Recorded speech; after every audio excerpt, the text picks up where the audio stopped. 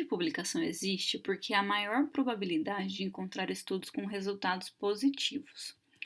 Estes estudos com resultados positivos são publicados com maior frequência do que estudos com resultados negativos, são publicados antes do que estudos com resultados negativos, têm maior probabilidade de serem publicados em revistas indexadas e também têm maior probabilidade de serem publicados em língua inglesa.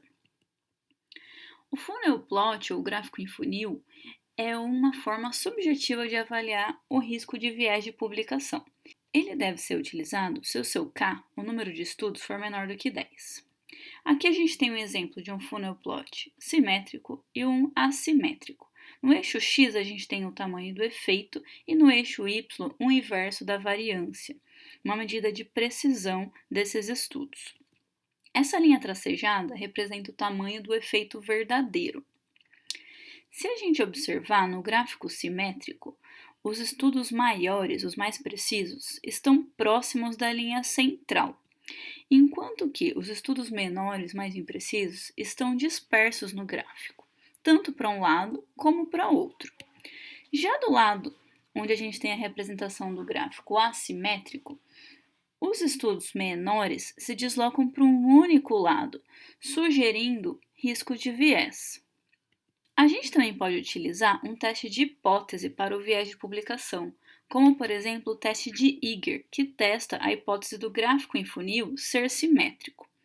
Nesse caso, a gente vai selecionar esse teste no software onde a gente vai analisar e escolher se o teste a ser utilizado é o teste unicaudal ou bicaudal. Se a gente tem uma hipótese unilateral, a gente vai usar o teste unicaudal. Já se a gente tem uma hipótese bilateral, que um grupo pode ser maior, como o outro também pode ser maior, a gente deve usar o valor de P referente ao teste bicaudal. Existem várias fontes de assimetria nos gráficos em funil. Por exemplo, como a gente já disse, o viés de seleção, que tem dentro dele o próprio viés de publicação, e o viés de locação, que pode ser decorrente de língua inglesa, um viés de citação e até um viés de publicações múltiplas de um mesmo estudo. A heterogeneidade verdadeira é outra fonte de assimetria nos gráficos. Por exemplo, o tamanho do efeito ele difere de acordo com o tamanho do estudo, mas isso pode ser porque a intensidade da intervenção foi diferente, ou diferenças nos riscos subjacentes podem ser responsáveis por essa heterogeneidade verdadeira. Irregularidades nos dados também podem causar essa assimetria, com desenhos metodológicos pobres de pequenos estudos, análises inadequadas e até fraude nos dados.